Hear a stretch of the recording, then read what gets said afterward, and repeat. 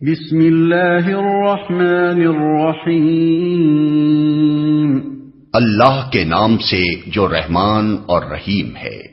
كالذي مر على قرية وهي خاوية على عروشها قال أنى يحيي هذه الله بعد موتها فأماته الله 100 عام ثم بعثه قال كم لبثت قال لبثت يوما أو بعض يوم قال بل لبثت 100 عام فانظر إلى طعامك وشرابك لم يتسنه وانظر إلى حمارك ولنجعلك آية للناس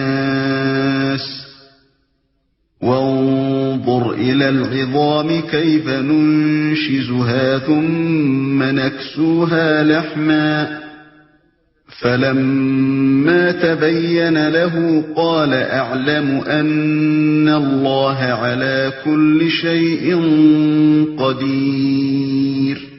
یا پھر مثال کے طور پر اس شخص کو دیکھو جس کا گزر ایک ایسی بستی پر ہوا جو اپنی چھتوں پر اوندھی گری پڑی تھی۔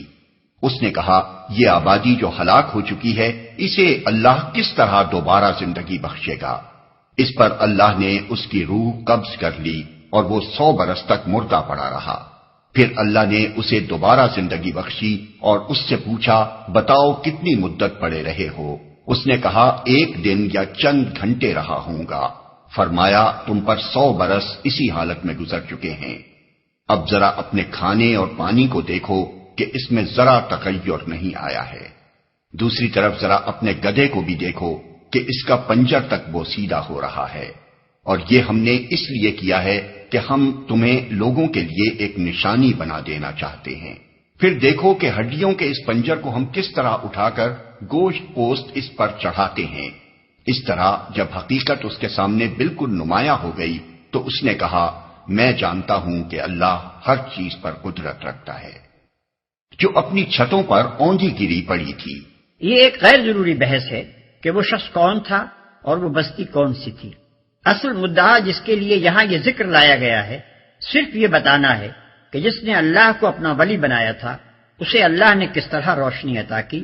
شخص اور مقام دونوں کی تعین کا نہ ہمارے پاس کوئی ذریعہ نہ اس کا کوئی فائدہ۔ البتہ بعد کے بیان سے یہ ظاہر ہوتا ہے کہ جن صاحب کا یہ ذکر ہے وہ ضرور کوئی نبی ہوں گے۔ اسے اللہ کس طرح دوبارہ زندگی بخشے گا؟ اس سوال کے یہ معنی نہیں ہے کہ وہ بزرگ حیات بعد الموت کے منکر تھے یا انہیں اس میں شک تھا، بلکہ دراصل وہ حقیقت کا عینی مشاہدہ چاہتے تھے جیسا کہ انبیاء کو کرایا جاتا رہا ہے۔ ہم تمہیں لوگوں کے لیے ایک نشانی بنا دینا چاہتے ہیں۔ ایک ایسے شخص کا زندہ پلٹ کرانا جسے دنیا 100 برس پہلے مردہ سمجھ چکی تھی، خود اس کو اپنے ہم اثروں میں ایک جیتی جاگتی نشانی بنا دینے کے لیے کافی تھا۔